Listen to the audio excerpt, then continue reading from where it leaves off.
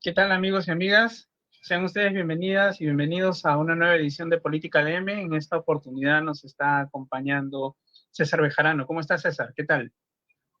Hola Luis, hola amigos, ¿qué tal? Gracias por acompañarnos acá en Política DM, un programa, ¿no?, desarrollado por Nueva Cleico, Comunicambio y La Salita del Cine. Así Y que es, se así es. transmite por multiplataforma, ¿no? Por supuesto. Así mismo, así mismo. En esta oportunidad vamos a tener la presencia de Laura Arroyo. Ella es feminista, comunicadora política, militante del partido Podemos, conductora en Canal Red y residente en Madrid, España. También nos acompañará Manuel Benzayatas, antropólogo e historiador, residente él en Berlín, Alemania. Con ella y con él vamos a tratar de abordar el tema dándonos una mirada al discurso del régimen cívico-militar de Dina Boluarte, justamente desde una mirada de peruana y peruano desde el exterior. César. Así es, Luis. Bueno, entonces vamos a invitarlos a que ingresen a la sala. ¿Qué tal, Laura? Manu, por favor, sus primeras palabras, su primera reflexión en torno a este mensaje que nos dio Dina Boluarte. Empezamos contigo, Bueno, Laura. pues nada, primero gracias por la invitación a ti, Luis, a ti, César, por el espacio también para conversar de estos temas. En segundo lugar, hacer solamente un matiz, que sí que creo que es verdad que somos peruanos en el exterior, peruanas en el exterior, pero creo que justamente en los contextos de crisis, y sobre todo en los contextos de crisis democrática, y como está pasando en el caso peruano de crisis sistémica, creo que todas las peruanas y todos los peruanos en el exterior demostramos que en realidad la migración no significa irse, sino todo lo contrario, significa anclarse más que nunca en el territorio. Y creo que esa es una experiencia que vivimos, al menos las que hacemos y los que hacemos política fuera. Así que pues tengo un pie o los dos, a veces en el Perú, más que incluso en España. A partir de ahí, pues mi primera valoración, yo creo que es una evidencia que el discurso que hemos oído el 28 de julio por parte de la dictadora, en realidad ha sido un mensaje de mentira totalmente. Yo creo que el verdadero mensaje a la nación lo dieron los peruanos y las peruanas en una jornada de lucha histórica que fue no solo el 19, como se dice, el 19 empezó esta fase, y de esto podremos hablar seguro luego con Manu también, sino que ese 28 fue una jornada histórica de movilización que duró muchísimas horas. Y yo creo que el verdadero mensaje a la nación, diría que incluso la verdadera celebración de fiestas patrias, ha ocurrido en las calles, después de muchísimo tiempo y tal vez por primera vez en la historia. El mensaje a la nación no lo ha dado la presidenta, lo ha dado el pueblo, la gente movilizada. Y creo que esa es, diría yo, la primera constatación que quiero poner sobre la mesa para a partir de ahí entender el momento en el que estamos y también el tipo de sujeto político que se ha construido en el Perú en este proceso, tanto del gobierno de Castillo como ahora de la dictadura de Boluarte, para a partir de ahí, pues, debatir también vías de salida y todo lo que podamos pensar para salir de este momento de trampa, ¿no? De acuerdo, de acuerdo. Importante lo que dices, Laura. Manu, por favor. Bueno, muchísimas gracias por la invitación. Un gran saludo, Luis, César, Laura, un placer estar aquí con ustedes. Un saludo también a los compatriotas que nos están viendo en el Perú y en el mundo, ¿no? Y como bien ha dicho Laura, bueno, desde aquí también yo participo de un colectivo aquí en Berlín, que es el colectivo Fujimori Nunca Más, una comunidad muy activa de peruanos y peruanas preocupados y preocupadas por lo que sucede en nuestro país, ¿no? Y justamente con nuestro colectivo siempre tenemos esta reflexión de que nosotros no actuamos en solidaridad con el pueblo peruano, sino que nosotros somos también el pueblo peruano aquí en Berlín, ¿no? Eh, por una serie de razones, ¿no? Y por supuesto, bueno, de las primeras impresiones del mensaje de 28, bueno, ha sido un mensaje larguísimo, yo lo escuché todo, estaba bastante curioso de lo que iba a decir en los detalles, ¿no? Y creo que son un montón de promesas, digamos que creo que a la gente no la convence, ¿no? No entiendo muy bien cuál fue la estrategia de lanzar un mensaje tan largo, pero como bien ha dicho Laura, el verdadero mensaje estuvo en las calles, ¿no? Yo me quedo con con esta imagen de las compañeras aymaras que estaban protestando en la Plaza San Martín justo por esos días. Y recordaba, ¿no? La Plaza San Martín se construyó, el Monumento a San Martín se construyó por el Bicentenario de la República. Ahora estamos, bueno, acabamos de pasar el Bicentenario, ¿no? Y bueno, hay en estos días, justamente de Fiestas Patrias, unas compañeras aymaras están ahí flameando una huifala y son empujadas por las policías al piso, ¿no? Y creo que eso nos muestra mucho simbólicamente en una escena, ¿no? De lucha social, muchas cosas, ¿no? Que en este momento no están siendo entendidas, comprendidas, ni atendidas por este gobierno dictatorial asesino, ¿no? Ok, Manu. Y yo quiero salir un poquito del tema Perú y entender, porque muchas veces dicen las personas acá, tenemos la peor clase política en el mundo, pero y yo quisiera que ustedes, con la experiencia que tienen de los gobiernos, de algunos gobiernos europeos, podrían ayudarme un poquito a entender si tenemos una crisis política global, en el sentido que, por ejemplo, en el Perú vemos cómo blindan a los mochasueldos, entre otros, ¿no? Y también ocurre que vemos que están destruyendo la institucionalidad del Estado, socavando la institucionalidad, por ejemplo, destruyendo SUNEDU, generando leyes que debilitan, ¿no?, la lucha contra la corrupción y otros hechos. Yo lo que quisiera entender si es que hay políticos tan miserables, tan mercantilistas en España como en Alemania. ¿Voy yo primero? Sí. A ver, yo creo que la clase política en el Perú es una clase política de vergüenza es una obviedad. Y esto se puede decir sin necesidad de compararla con ningún otro territorio. ¿Qué pasa? Hay comparaciones que son fáciles de hacer y hay comparaciones que son difíciles. Yo tampoco me atrevería a decir que es la peor clase política, pero sí que podría soltar algunas intuiciones que nos permiten entender la clase política peruana, ¿no? Lo mencionaba ahora César, ¿no? Esta institucionalidad quebrada por una clase política que ha llegado a una serie de acuerdos que no están basados en realidad, y esta es la clave, en el acuerdo político. Yo diría que lo que hemos visto en el último periodo, pero no solo, pero con mayor fuerza en el último periodo, pienso, por ejemplo, en el acuerdo para la mesa directiva del Congreso, donde podemos ver a gente de Perú Libre, de Avanza País y de Fujimorismo dándose la mano, o incluso el mismo pacto que sostiene a Dina Boluarte, porque Dina Boluarte es la cara visible, pero no es realmente la única, está ahí porque hay un contubernio de una serie de poderes que la mantienen en el poder a ella, que lo que estamos viendo en realidad es el triunfo de la antipolítica en el Perú. ¿Por qué lo digo así? Porque creo que la clave es entender que no es que haya una clase política peor que en otros países, sino que no se está haciendo política en el Perú. No es una clase política, es la antipolítica. La antipolítica es aquello que surge cuando las ideologías, por ejemplo, se dejan cerradas en un cajón con 7 llaves. Ese es el encuentro antipolítico, donde priman los intereses particulares, los intereses partidistas, los beneficios personales incluso, ¿no? El pacto de impunidad, sostener incluso por vías antidemocráticas, acuerdos que no deberían darse porque deberían ser sometidos a la decisión popular, por ejemplo, ¿no?, a la votación entre las personas que somos miembros de este país, ciudadanos y ciudadanas, pues lo que vemos es que ha ganado la antipolítica.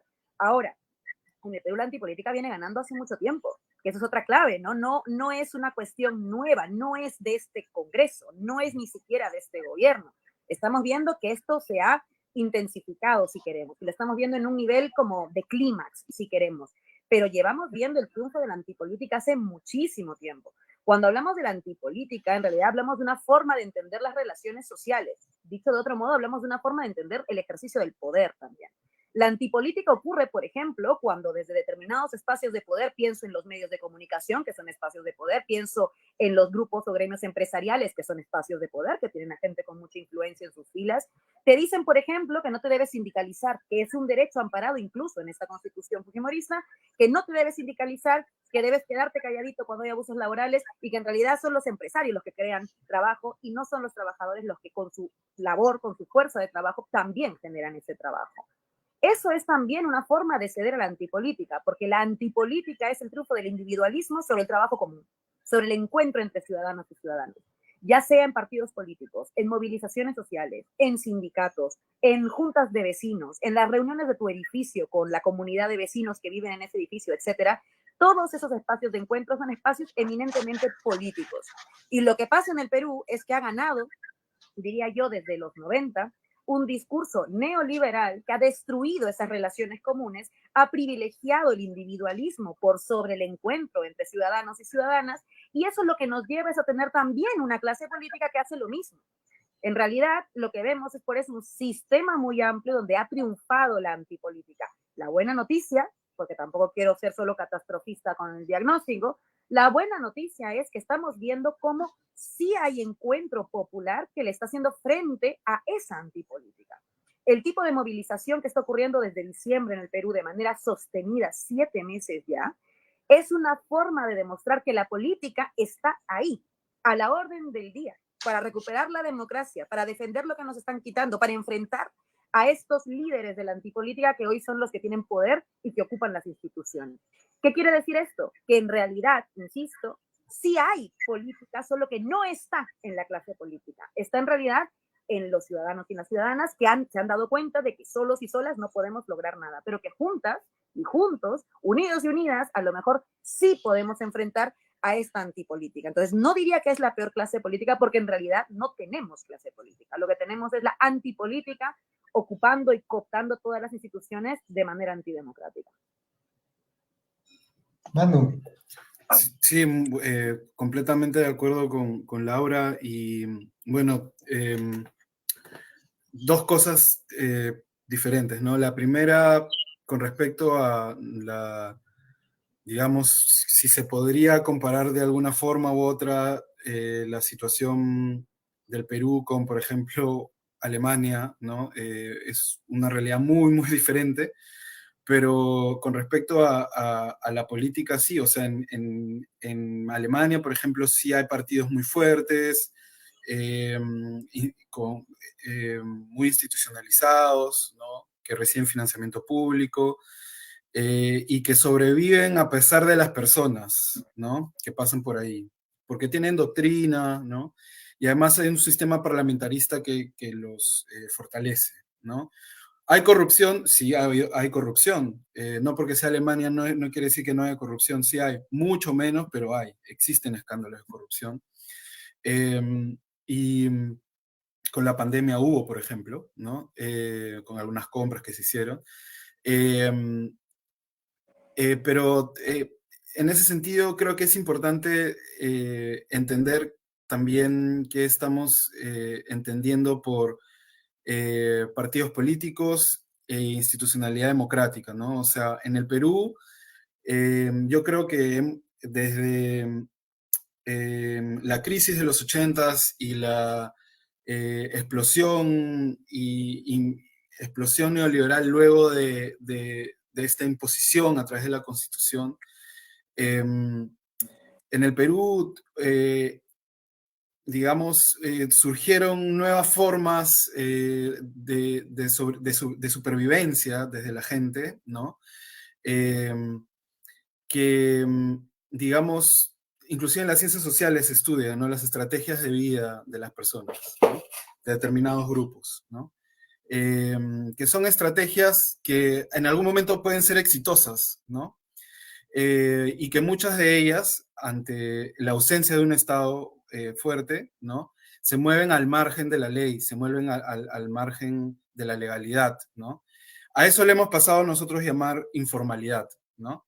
En ese sentido, y también economías informales e economías ilegales, ¿no? Entonces, no sorprende que hayan grupos de interés que en el desarrollo de este modelo, de este sistema económico, ideológico también, no sorprende entonces que de los grupos que desarrollaron estas estrategias exitosas al borde de la legalidad y de la formalidad, puedan llegar a tener representación política, ¿no?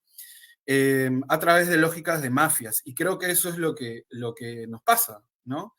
Por supuesto, inclusive ahora mismo estamos viendo, y creo que eso es un tema que se puede desarrollar después, también ciertos enfrentamientos entre una burguesía más tradicional, ¿no? Y una burguesía mucho más mafiosa, corrupta, ¿no? Ligada mucho más a las economías ilegales o a las economías informales o las que están con un pie en cada una de ellas, ¿no? Entonces, eso es importante entender y cómo eso afecta nuestra institucionalidad, por así decirlo, ¿no? Porque las mafias actúan con intereses, con una lógica que busca proteger y defender y fortalecer intereses privados, ¿no? Y, en ese sentido creo que eso es importantísimo entender, ¿no? Es una gran diferencia, digamos, con otras economías industriales, por ejemplo, ¿no?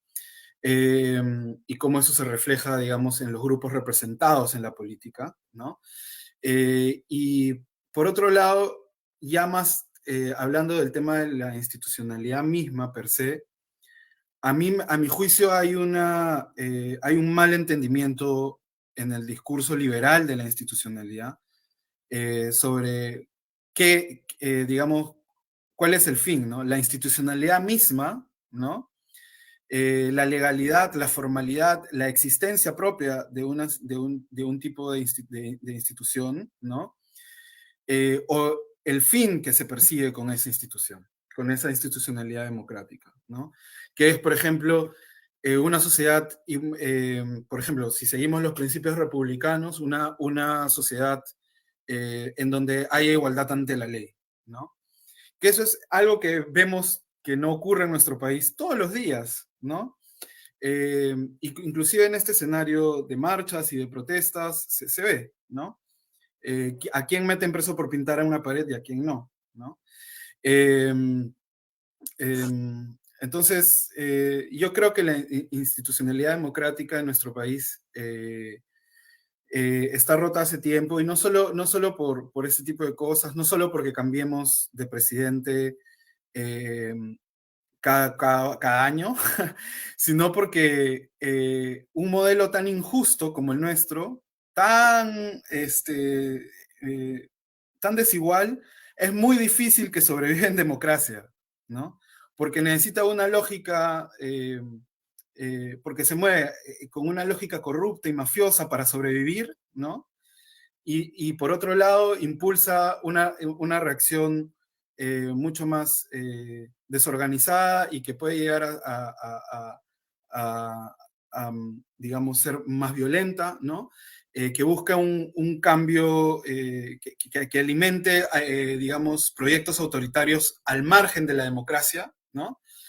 Justamente con un discurso de cambio, ¿no? Y esa desigualdad, eso alimenta eso y eso ataca nuestra institucionalidad, ¿no? Entonces, el problema mismo no son si funcionan las instituciones o no, sino en cuáles son las reglas del juego en las cuales estas se fundan, ¿no? Así es, así es. Importante también lo que nos señala Manu. Y ciertamente el mensaje ha sido un mensaje largo, pero además ha sido cargado de bastante demagogia y mentiras en términos prácticos, porque mientras Dina Boluarte hablaba de democracia, la Policía Nacional empezaba a lanzar bombas lacrimógenas. Mientras Dina Boluarte hablaba del acuerdo nacional, ¿no? Y de apertura y de diálogo y de todo lo demás, la Policía Nacional, por otro lado, sin distintivos, casi secuestrando a peruanos y a peruanas en la calle, ¿no? Identificados obviamente previamente por los ternas, detenía de forma arbitraria, ¿no? Entonces, digamos que de repente puedan ayudarnos a reflexionar en torno a esta, no sé decirlo, paradoja, ¿no? O sea, sea, esta situación tan, o sea, de un lado, el mensaje que quiere dar de institucionalidad, de democracia, de participación, de acuerdo nacional, de respeto y de todo lo demás, pero por el otro lado, en términos prácticos, policía metiendo bombas lacrimógenas, disparando perdigones a periodistas, bueno, nosotros mismos que desde Comunicambio,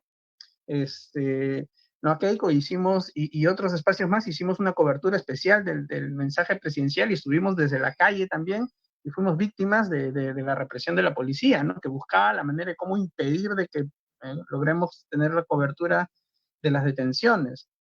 Pero ojalá puedan ayudarnos y que la ciudadanía entienda esta, por decirlo, paradoja de la realidad política de nuestro país. Laura. Sí, yo no sé si llamaría paradoja. Lo que yo creo es que estamos viendo a un gobierno ilegítimo que, producto de su ilegitimidad, lo que hace es mentir.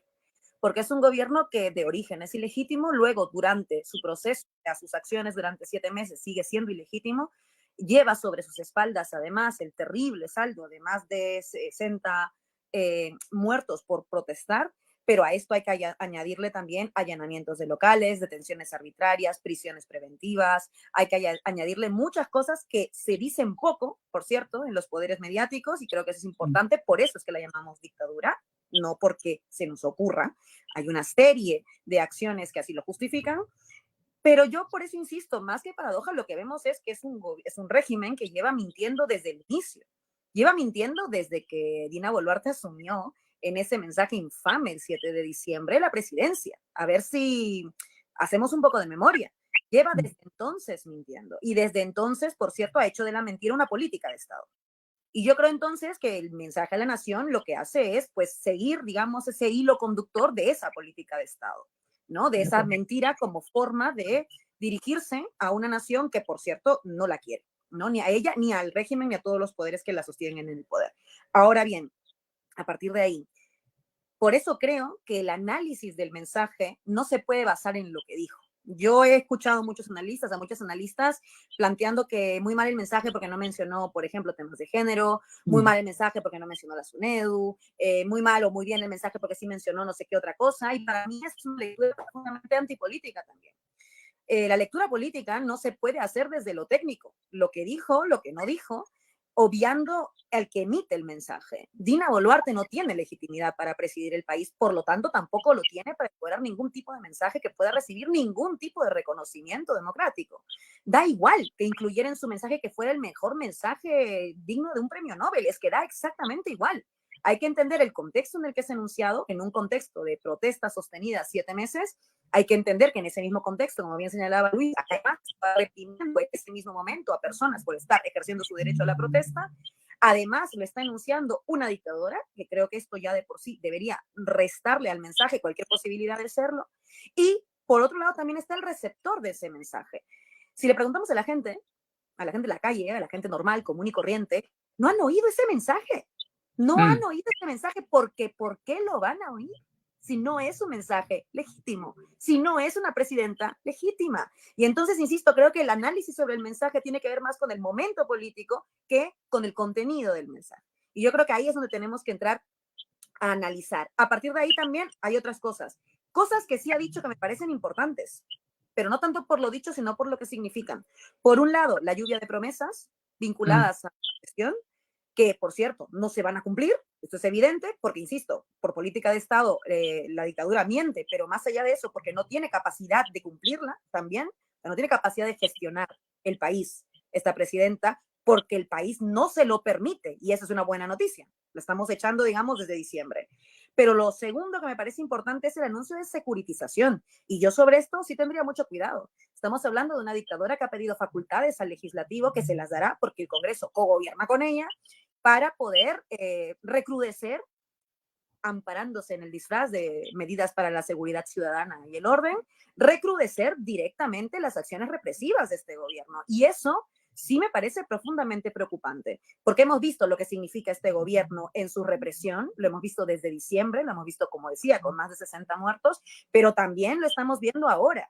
A lo mejor están un poco más controlados en lo de disparar gatillos y en lo de las ejecuciones extrajudiciales, porque se han dado cuenta que hay un peso internacional que esto lo va a señalar y que es problemático para el gobierno y para su sostenibilidad, pero tienen muy claro también que lo que hay que hacer es intimidar y aleccionar a las personas que están protestando, y ahora lo hacen mediante otra vía, que es iniciar una serie de procesos injustificados, sin ninguna prueba, sin ninguna razón, sin ampararse en el más mínimo respeto a los derechos humanos, y con ello disciplinar a quien se le puede ocurrir ejercer su derecho a la protesta.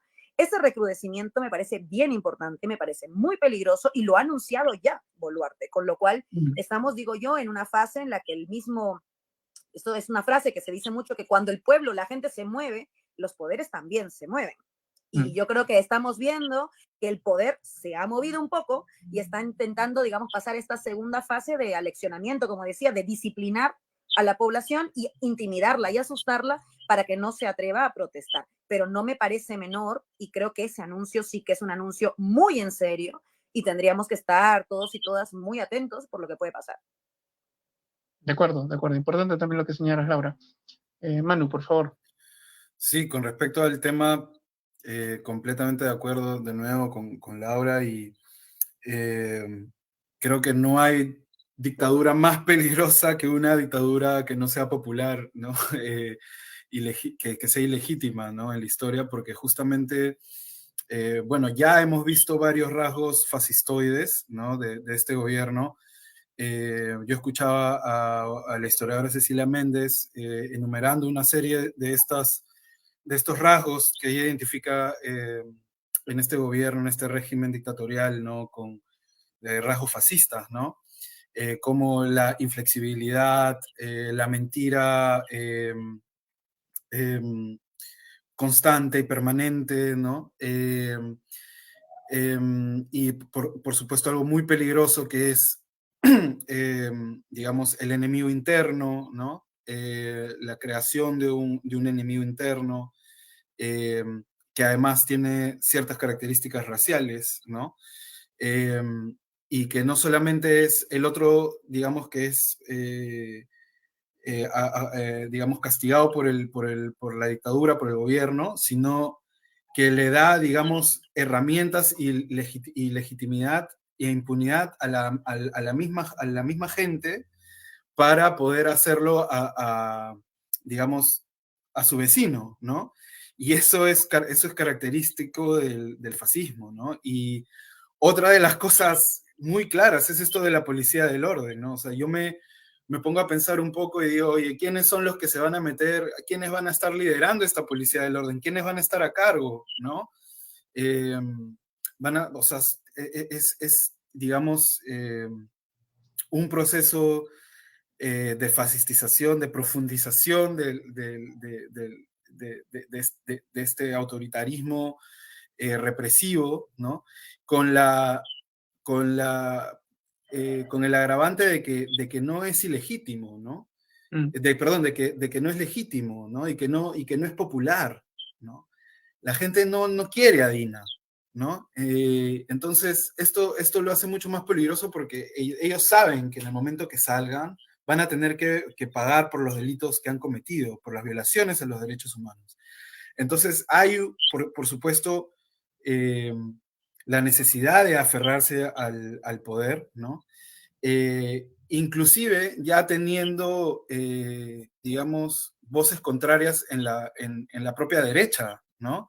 Que una derecha que sabe que no se tiene que comer, digamos, los muertos de Dina, y que se pasa al frente y más bien se va a pintar como la salvadora de la democracia, si es que ese espacio de representación no se llena, pero bueno, ese ya es otro tema, ¿no? Pero sí, o sea, yo siento que, por supuesto, hay una élite empresarial que respalda al gobierno. En las encuestas está claro, salió no sé cuántos cientos de CEOs en el Perú respaldan al gobierno de Dina, y es muy, muy, es un gran ejemplo para entender cómo funciona la sociedad peruana, ¿no? Políticamente. Tienes a los CEOs más importantes del Perú o en el Perú apoyando a Dina abiertamente, ¿no? Y tienes un 80% de la población que la quiere afuera, ¿no? Entonces, ahí vemos también las contradicciones de lo que genera este modelo tan injusto políticamente que nos impide vivir en democracia, ¿no? Ok. Hablando del discurso, Dina Boluarte promete, ¿no? Un 3-4% de crecimiento al término del año, lo cual es imposible. Y lo que más me sorprende es haber escuchado a periodistas que normalmente siempre han estado alineados hacia la derecha, criticando, ¿no? Las propuestas o el manejo económico de este gobierno, incluyendo a los partidos de derecha, que obviamente son los que están co-gobernando, ¿no? Los partidos de derecha, llámese Fuerza Popular, Renovación Popular y Avanza País, especialmente. Entonces, economistas diciendo que en el gobierno de Pedro Castillo se estaba mejor, que había una mayor estabilidad. Ya me parece pues el fin del mundo, ¿no? Es todo de cabeza. Entonces, viene mi pregunta para ustedes, ¿qué es lo que pasa con esta derecha que al final, entre comillas, siempre la derecha ha sido la que se ha enfocado en el crecimiento del país? Sabemos que en el crecimiento más no en el desarrollo, pero que hoy día está socavando la economía del país, la está tirando abajo. ¿Qué es lo que ustedes perciben? Laura, empezamos contigo. Pues lo primero que yo diría es que la derecha nunca se ha enfocado en el crecimiento del país. O sea, yo debatiría la premisa. Yo creo que la derecha se ha encargado de un tipo de crecimiento, que es un crecimiento sin distribución de la riqueza, que es un crecimiento que perpetúa las desigualdades, por tanto va a ser un crecimiento siempre antipopular, un crecimiento antidemocrático y un crecimiento que a mi juicio no debería llamarse así, debería tener otro nombre.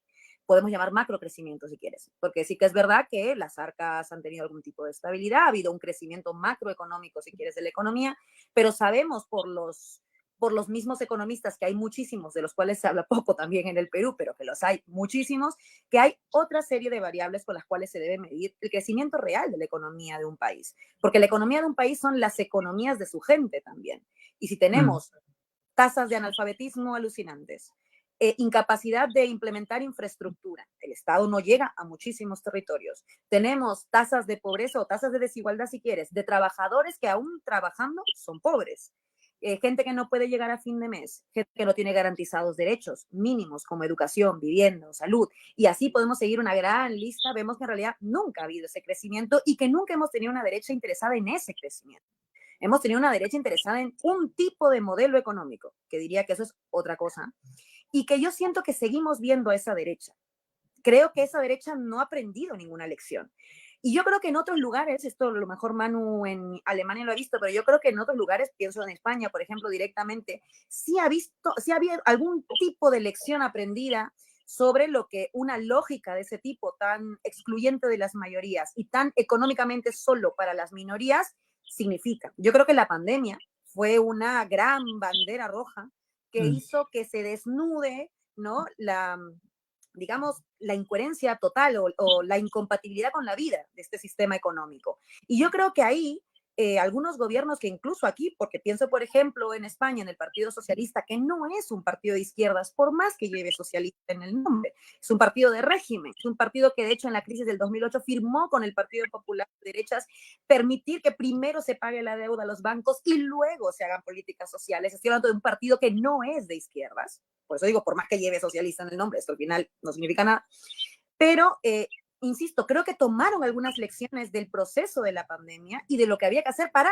mantener la economía. Ni siquiera te estoy diciendo que sea por una cuestión moral de cambiar el modelo económico para garantizar que más gente esté incluida en el crecimiento económico. Ni siquiera es moral, sino porque mientras menos gente está dentro de ese sistema, menos puedes dinamizar la economía. Aunque sea por un tema táctico, si quieres técnico, económico, debería haber un cambio del timón. Y yo siento que las derechas, en general las élites en el Perú, no han aprendido esas lecciones. no son capaces, por ejemplo, de entender que tiene todo el sentido del mundo que un país que ha tenido la mayor cantidad de muertos en términos proporcionales en la pandemia esté enfadado con los capitales privados que sean los dueños de un derecho como es el de la salud. Y no lo entienden. No entienden que la gente, lógicamente, esté en contra de que en el momento más terrible de la pandemia, las farmacias privadas hubieran subido los panadoles a 100 soles, o que una cama UCI te hubiera costado cientos de miles de soles para pasar una noche. Y esto lo hicieron esos capitales privados en la pandemia que ha pasado hace 3 años. No ha pasado tanto tiempo. Es de lógica racional total que la gente pida un cambio de ese modelo. Yo lo que creo es que las derechas no están dispuestas a entender eso. Y por eso es que cogobiernan con Dina Boluarte. Y creo que aquí está la clave del poder que ella sigue teniendo. Yo creo que esto es fundamental. Dina Boluarte no tiene poder porque sea la presidenta, ni siquiera tiene poder porque sea una dictadora, ni tiene poder ella en sí misma. El poder que ella tiene se debe a que tiene el apoyo de todos los otros poderes que mandan en el Perú sin presentarse a las elecciones, desde la CONFIEP hasta el Grupo El Comercio. Esos son los poderes que le otorgan su poder, si queremos, a Dina Boluarte porque le encuentran útil para sostener este sistema, no solo económico, político, social, que le permite a ellos mantener lo que les interesa en desmedro de las mayorías. Y yo creo que esa es la clave, que tenemos una élite que no está dispuesta ni a entender que a lo mejor hasta por su propia supervivencia deberían moverse unos centímetros, aunque sea, hacia temas más progresistas, un poquito más de derechos humanos, si quieres más de centro, no hace falta ni que sean de izquierdas, pero que tengan una visión un poco más de derechos humanos, más democratizadora del mismo ejercicio del poder desde el Estado, etcétera. No están dispuestos a eso y por eso creo que es evidente que tenemos unas élites que gobiernan esta dictadura. Yo le he llamado por eso dictadura de poderes. No es Dina Boluarte el problema, es la arquitectura de los poderes que la sostienen y que la mantienen, y que creo que mientras la derecha no tome esas lecciones, que creo que por cierto no las va a tomar, vamos a seguir anclados y acorralados en este callejón sin salida. ¿Cómo hacemos que las élites entiendan que su modelo es incompatible con la vida? Forzándolos. Y yo creo que la única forma de forzarlos es votando, recuperar la democracia y sacándolos. Pero para eso hay que ser conscientes por eso de que Dina Boluarte no es el problema. Ella es la cabeza visible. El problema es toda esa arquitectura de poder, donde de pronto el Grupo del Comercio tiene más poder que la misma presidenta. Lo hemos visto cuando pasó con Castillo y lo vimos también con Humala. Esto lo hemos visto hace años. El problema de nuestra democracia no empezó en 2021. Lleva décadas siendo así, porque fue el legado arquitectónico, si queremos, que nos dejó Fujimori.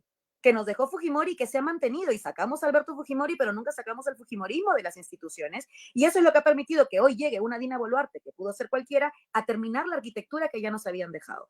Por eso creo que para recuperar esa democracia y para forzar a las élites a entrar en el juego democrático, porque claramente han renunciado a la democracia las élites peruanas, pero para forzarlas a entrar hay que hablar de un nuevo pacto social. Esto a algunas personas les parece la peor pesadilla de las pesadillas en el mundo mundial.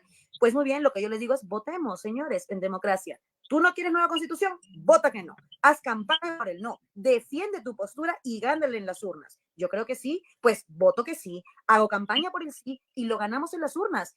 ¿Qué miedo le tienen a la democracia? Creo que ese es el principal problema, que tenemos unas élites que no están dispuestas a permitir que la mayoría de la gente tome las decisiones en el país y quiere seguir siendo ese eximio 15% el que tome las decisiones de un país que no es suyo. Y creo que ahí es donde está la clave para entender por qué nuestras derechas, nuestras élites, si queremos, muchas veces no tienen ideología, algunas de ellas, pero bueno, élites o de derechas, no han entendido este llamado y por eso también están condenadas a extinguirse. Manu, por favor. Sí, muy interesante lo que plantea Laura, y un poco para entrar a lo mismo, voy a empezar por esto de la crítica de ciertos sectores de la derecha hacia el gobierno, ¿no? A mí me parece que es parte de una estrategia, por supuesto, comunicacional también, de un sector de la derecha, de posicionar la discusión económica como también la falencia, como una falencia del gobierno. ¿Por qué no? Porque, bueno, nuestro modelo económico neoliberal en el Perú funciona básicamente por inversión privada, especialmente transnacional, ¿no? Entonces, cuando no hay confianza, cuando no hay predictibilidad, no viene esa inversión, entonces el motor no funciona, ¿no?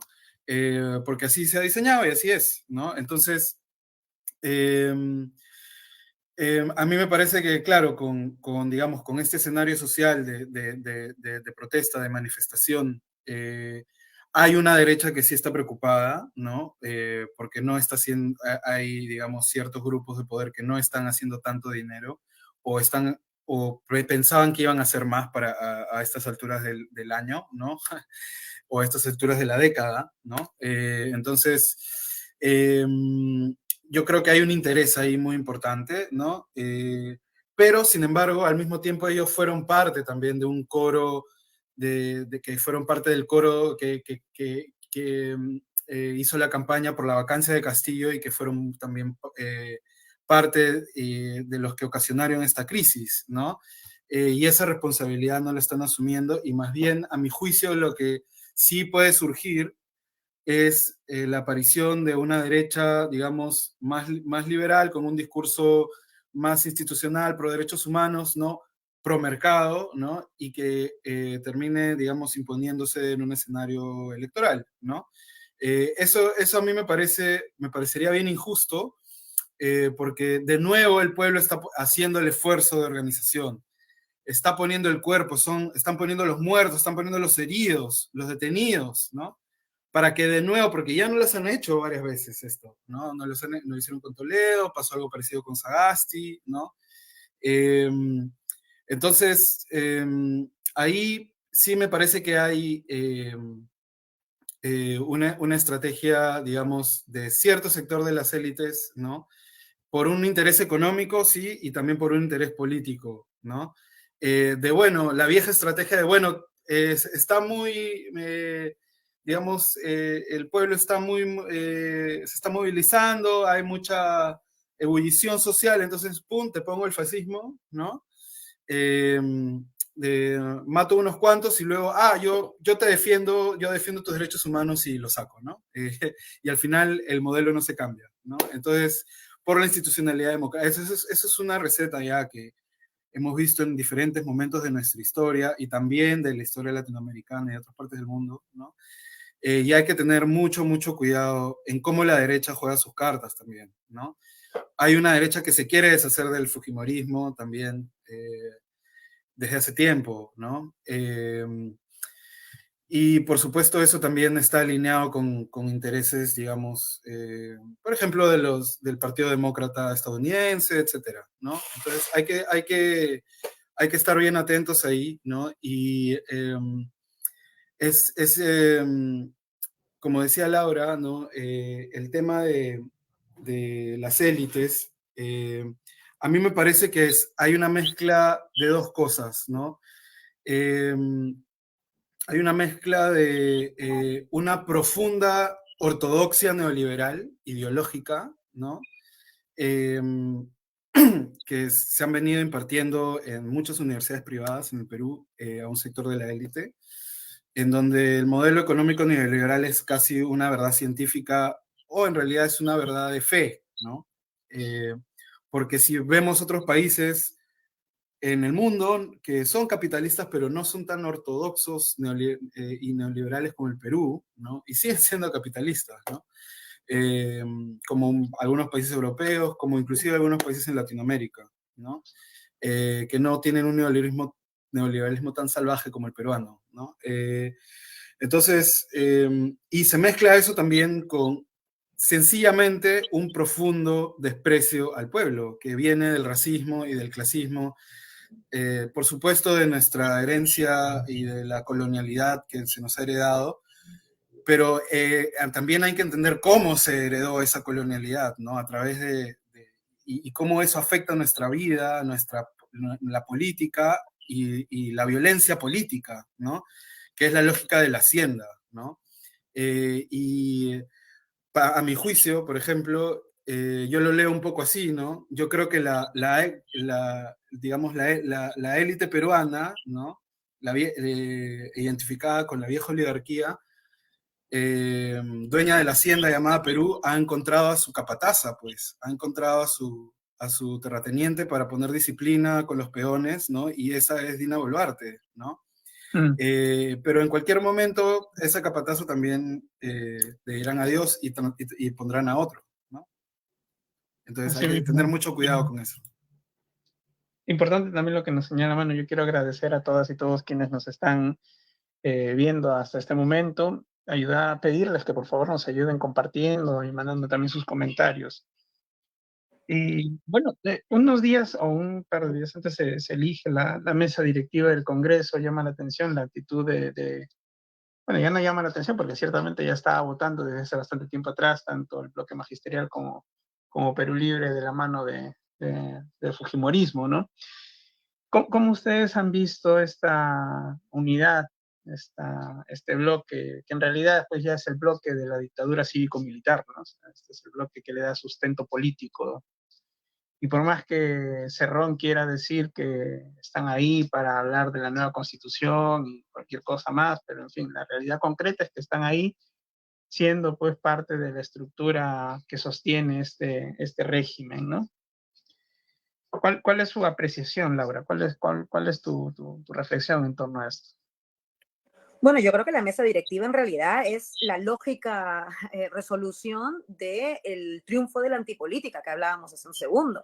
Está claro que ahí ha habido un pacto por la impunidad, pero también un pacto de intereses. No hay ideología, no hay política, no hay encuentro, o sea, no hay ningún tipo de encuentro que se relacione con los principios, ni siquiera con una hoja de ruta, diría yo, plasmada de aquí a un plazo mediano, sino que hay un interés cortoplacista particular, partidista, individual, si queremos.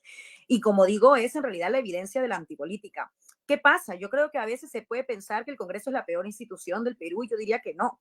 Yo diría que el Congreso es la mejor evidencia de la crisis sistémica en el Perú. Digamos que es donde toda la mugre se ve concentrada.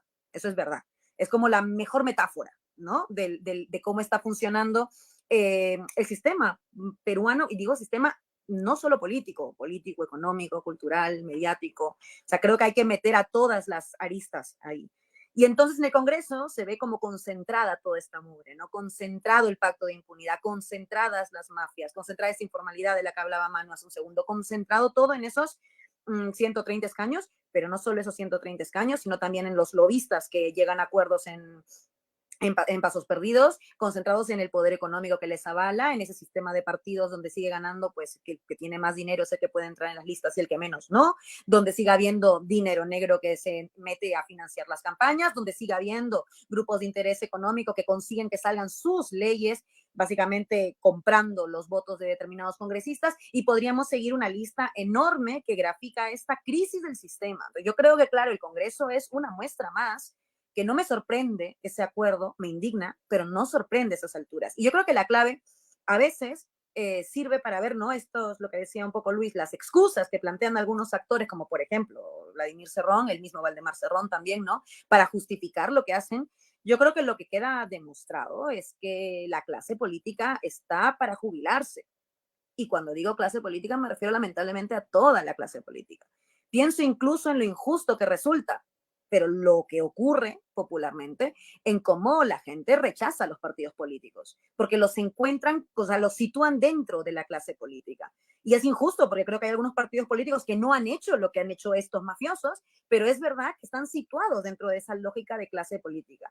Y creo que uno de los deberes pendientes, precisamente, de cualquier partido político, incluso de cualquier organización social, sindicato, movimiento de la sociedad civil, movimiento social de otro tipo, etcétera, es reconectar con el sentir mayoritario que rechaza esa clase política y entender a lo mejor que la reconexión con ese sentir mayoritario también significa a veces acompañar y no liderar el proceso.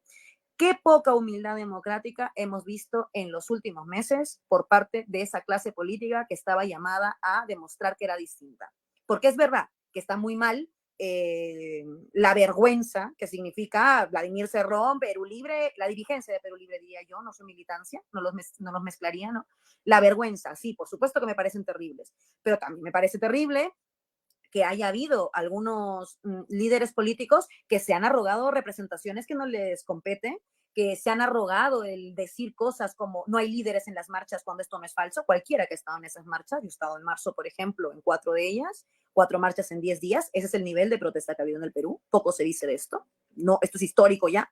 Bueno, he estado en esas marchas y claro que había líderes, claro que había liderazgos, y lo que estamos viendo es que esa clase política está tan desconectada de su propia gente, de la gente a la que representa, que ni siquiera ha ido a una marcha a darse cuenta de lo que estaba pasando. O si ha ido, se ha quedado con su gente y con sus banderitas y no han hablado con la gente que estaba ahí. Claro que hay lideresas, claro que hay líderes, lo que ocurre es que no son líderes habituales. No son líderes que escriben en la República ni salen en ninguna portada de ningún medio del ecosistema del comercio. Son líderes que probablemente no vivan en Lima. Son líderes que probablemente no hablen directamente solo castellano, sino que a lo mejor tienen otra lengua originaria y que por tanto tienen otro tipo de acento. Son líderes que se visten de una manera diferente y que hacen política también de una manera diferente, algo que por cierto debería ser normalidad democrática en un país multicultural. Sin embargo, desde estas representaciones de partidos políticos se dijo no hay líderes. No tienen claridad, hay desorden, hay caos, como si la marcha de los 4 suyos no hubiera sido desordenada. Yo recuerdo esa marcha, yo era pequeña, pues tenía 14 años, pero estuve ahí. Y claro que había desorden y claro que había caos. Los partidos políticos no garantizan el éxito de una marcha ni garantizan su orden. Son parte de ese proceso histórico, pero creo que uno de los errores de los partidos políticos en este proceso, que los incluyo dentro de la clase política, es que no ha entendido que hay un sujeto político en el Perú ahora mismo, que es el sujeto político movilizado, si queremos llamarlo, el sujeto político de los excluidos, las excluidas del sistema, por ponerles un rótulo que una tanto a las campesinas, los aymaras, los empresarios de Gamarra que salen a marchar, la gente de los conos, ronderos, etcétera. Entonces, intento encontrar un rótulo que los unifique a todos, diría que son los excluidos y las excluidas. Bueno, de alguna manera son ellos y ellas las protagonistas. No los partidos, no los líderes políticos de toda la vida, son ellos y ellas. Y creo que esa es la humildad democrática que necesitamos ahora para construir un otro tipo de proceso donde surja una democracia distinta, porque la que hemos tenido claramente no lo era. Hay mucha gente que dice este canto, ¿no? Esta democracia ya no es democracia, que es el himno de las movilizaciones en el Perú y además que creo que es clara en el diagnóstico y en lo que sentencia. Pero esa canción, por más que se haya vuelto canción en el proceso de las movilizaciones, no empezó el 7 de diciembre. Esa constatación de que la democracia ya no lo era en el Perú viene de atrás. De hecho, viene de 2021. Viene de esa segunda vuelta en el que la gente dijo, me toca a mí participar en mi país, distribuir lo que yo crea que debe distribuirse, decidir cómo deben implementarse las políticas públicas, decidir cuál es el proyecto de país que yo quiero que exista, y entonces votaron a Castillo. Castillo esto lo ganó involuntariamente. No creo que esto él lo hubiera tenido nunca pensado, involuntariamente, pero sí supo representar ahí un pulso democrático que ya existía en el Perú, que querían democratizar el sistema, lo que estaba ocurriendo. ¿Y qué ocurrió cuando eso pasó? Las élites dijeron, no, señores, aquí no se democratiza nada, aquí mandamos nosotros, los CEOs del Perú, como decía Manu, el 15% que siempre hemos sido dueños de todo en el país. Ustedes solo votaban una vez cada 5 años, pero tenían que votar bien, como diría el intelectual orgánico fascista Mario Vargas Llosa. Como han votado mal, entonces ahora tampoco vale el voto, señores. Hasta luego. Hay que impugnar mesas, hay que decirles que ha habido fraude, hay que abrir una comisión investigadora en el Congreso y hay que hacerle la vida imposible a Pedro Castillo desde el primer día, más allá de que Castillo haya hecho muchas cosas que merecían que en efecto le hicieran la vida imposible. Pero lo cierto es que desde que tenía 72 horas de juramentado, vimos a muchos liberales, que se llaman liberales, pidiendo la vacancia, porque no les gustaba el premier. Como si a mí me hubiera gustado alguna vez Sandro Flores Arauz, pero nadie pidió la vacancia de García por eso. Y entonces, cuando ocurre eso, es que yo siento que empieza el proceso de pulso. Por eso esta democracia ya no es democracia, no es de este año. Es desde ese proceso, desde ese 2021. Y creo que hay que trazar ese hilo para entender el momento en el que estamos. Y yo creo que eso es lo que demuestra que hay un pulso democrático, y esta es una buena noticia, que es mayoritario en el Perú. El pulso democrático es mucho mayor que el pulso de las élites, que el pulso autoritario, me atrevería a decir. Es democracia lo que están pidiendo las personas que marchan. Ese 80 y pico % de gente que sostiene o que está de acuerdo, en todo caso, con lo que se pide en las marchas, es profundamente democrático. Esa es una buena noticia. Es una mala noticia para las élites, pero es una buena noticia. Entonces yo creo, por eso con esto cierro, que lo que mencionabas del Congreso es solo la evidencia de la mugre que la gente viene denunciando desde el 2021 activamente con su voto primero y desde diciembre del 2022 cuando asume una persona a la que no le correspondía asumir la presidencia y entonces sintieron que esta persona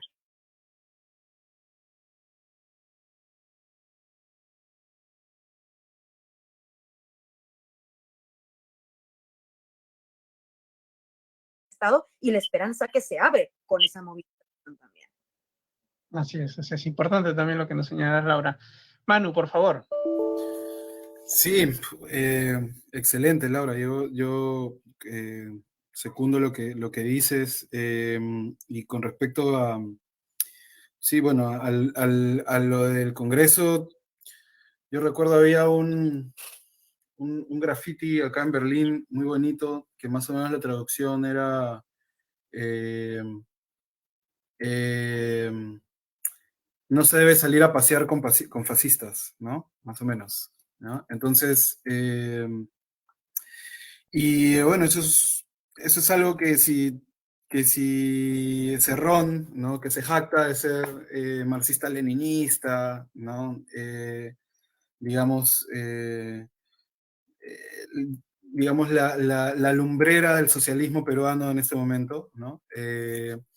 Y además se considera pues un gran cerebro estratégico porque bueno, ganó las elecciones, ¿no? Perú Libre con Castillo. Eh, él se jacta de esto, ¿no? Entonces a mí me queda claro que eso solamente, yo creo que eso devela, ¿no? Que Perú Libre y Cerrón están gestionando evidentemente intereses personales, ¿no? Que obedecen a esta lógica de mafias de la que hablábamos hace un rato, ¿no? Eh, recordemos que, que tanto el Fujimorismo como Perú Libre, en el caso de Cerrón, tienen pendientes judiciales, ¿no? Entonces, ahí hay un tema también de tratar de generar cierta impunidad, ¿no? Y de paso repartir ciertas prebendas y ciertos privilegios, ¿no? Eh, igual, ¿por qué? Porque mi lectura es en qué momento, ¿no? Supuestamente está este juramento simbólico de Valdemar Cerrón, que la Asamblea Constituyente, que juraba por la Asamblea Constituyente, ¿no? Yo digo, ¿en qué momento, cuál es el mecanismo que pueden utilizar para posicionar eso teniendo la segunda vicepresidencia del Congreso? Realmente no hay manera de posicionar nada, ¿no? Simplemente o sea, digamos, un bluff, ¿no? Como se dice en inglés, una especie de, un engañamuchachos, ¿no? Entonces, Un chiste, es un chiste.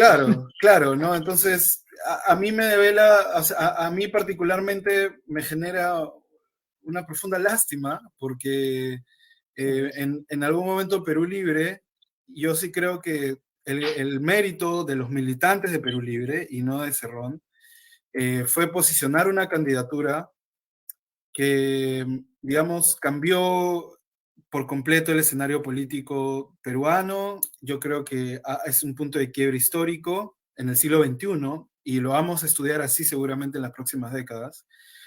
Cuando estudiemos la historia del Perú de este tiempo, ¿no? Va a ser un punto de quiebre, ¿no? Y yo creo que, digamos, ese logro de los militantes de Perú Libre que a mi juicio hay que saludar, ¿no? Y hay que respetar, ¿no?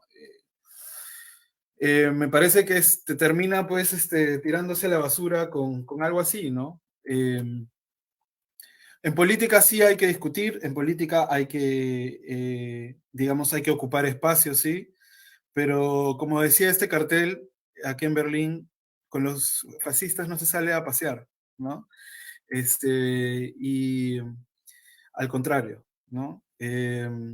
Y además había una opción, digamos, no, digamos, la mejor, pero había la posibilidad de hacer una lista diferente, ¿no? y por supuesto tragándose sapos, pero no negociando con el fujimorismo, ¿no? Y yo creo No es la que... magnitud del sapo que se han tragado. Claro. Del lagarto, no sé qué ponerle también. Sí, bueno, eso, ¿no? Que me da mucha lástima y me da pena por los compañeros y compañeras de Perú Libre que, bueno, que estén a la merced de una dirigencia así, ¿no? Ujú. Ok. Bueno, Laura, Manu, la verdad, muy interesantes, muy valiosos sus aportes que han hecho el día de hoy. A mí me dejan reflexionando en varios temas, en realidad, y yo estoy seguro que a toda nuestra audiencia también nos va a llevar a seguir tomando estos temas con pinzas, bajando las pasiones y tratando de ver más allá, ¿no? De entender de que en realidad al final nosotros vamos a tener que salir adelante para hacer los grandes cambios. Somos nosotros. No hay partido político, no hay clase política que lo haga más que nosotros. Sí, bueno, de Carlos Luis, Luis, ¿algo más que agregar?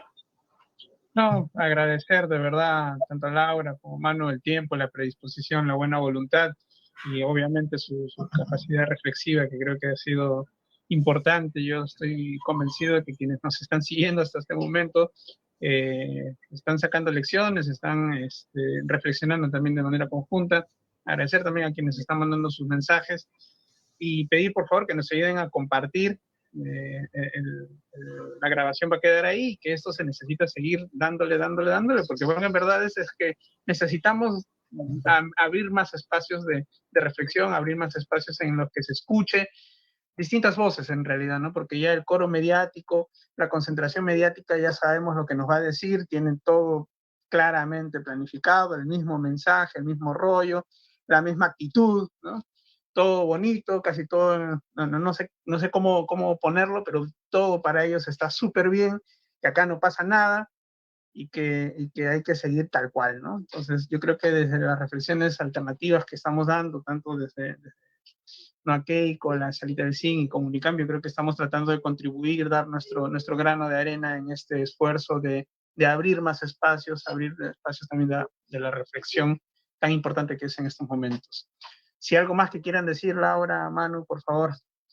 Yo solo por cerrar, sí que quiero agradecer el trabajo que hacen tanto ustedes, tanto en Comunicambio, en Noa Keiko, en la Salita del Zinc, como a todos y a todos estas personas que están ocupando espacios de comunicación popular. A veces se dice que es prensa alternativa, yo diría que no, porque muchos no son periodistas, pero no hace falta para comunicar lo que pasa en un momento en el que el periodismo ha renunciado a hacerlo. Tenemos un poder mediático, yo le llamo poder mediático porque no es solo periodismo, es un poder que ha renunciado a su propia idea y concepción, que era ser el contrapoder del poder, y ha elegido ser un poder más cogobernando con la dictadura.